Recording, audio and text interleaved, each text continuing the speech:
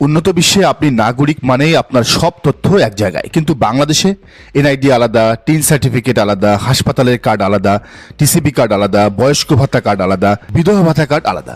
জামায়াতে ইসলামী এই analogue system ভেঙে দিতে চাইছে। তাদের policy simple, one card one nation. দেশের নাগরিক হওয়াই এই কার্ড পাওয়ার একমাত্র যোগ্যতা।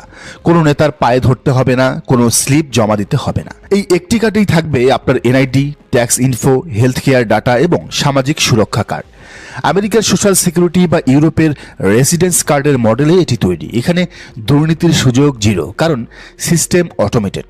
কারো দয়ায় নয়, নাগরিক অধিকার হিসেবে এই কার্ড সবার ঘরে পৌঁছে যাবে। এবার আসুন বিএনপির ফ্যামিলি কার্ড নিয়ে। কনসেপ্টটাই গোলমেলে। এক ফ্যামিলিতে মা আছেন, শাশুড়ি আছেন, ভাইয়ের বউ আছেন। কার্ডটা কে পাবে? শাশুড়িকে দিলে বউ রাগ করবে, বউকে দিলে বোন রাগ করবে। আর ফ্যামিলির সংজ্ঞা কি? কে নির্ধারণ করবে কে কর্ত্রী?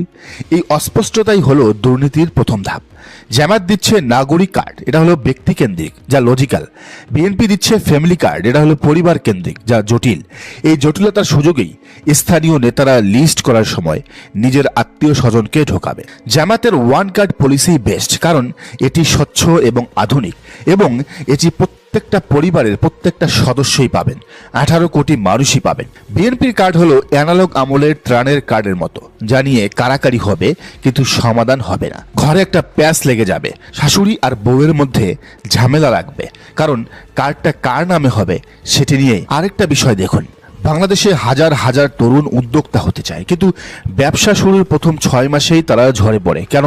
অফিস ভাড়া আর বিদ্যুৎ গ্যাসের বিল দিতে গিয়েই পুঁজি শেষ। জামায়াত এই জায়গাতেই হাত দিয়েছে। তাদের ঘোষণা, স্টার্টআপ বিজনেসের প্রথম 2 বছর বিদ্যুৎ এবং গ্যাস বিল ফ্রি। চিন্তা করুন, আপনার ফ্যাক্টরির মেশিন চলছে, কিন্তু মাস শেষে বিদ্যুৎ বিলের টেনশন নেই। এই টাকাটা আপনি রিইনভেস্ট করতে পারবেন, কাঁচামাল কিনতে পারবেন। এটি বাস্তবায়ন হলে বাংলাদেশে শিল্প বিপ্লব ঘটে যাবে। তরুণরা আর বিসিএস বা চাকরির পেছনে ছুটবে না, তারা নিজেরাই বস হবে। আর এখানে তৈরি হবে হাজার হাজার লাখো লাখো কোটি কোটি মানুষের কর্মসংস্থান। চীন বা ভিয়েতনাম রাতারাতি বড় হয়নি, তাদের অলিতে গলিতে ছোট ছোট ফ্যাক্টরি বা কটেজ ইন্ডাস্ট্রি গড়ে উঠেছে। জামাত সেই মডেলটাই কপি করতে চাইছে।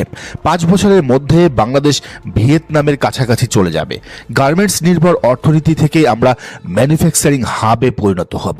বিএনপি বলছে টাকা দেব, এটা হচ্ছে খয়রাতি। আর জামাত বলছে সুযোগ দিব, উপার্জনের সুযোগ দেব।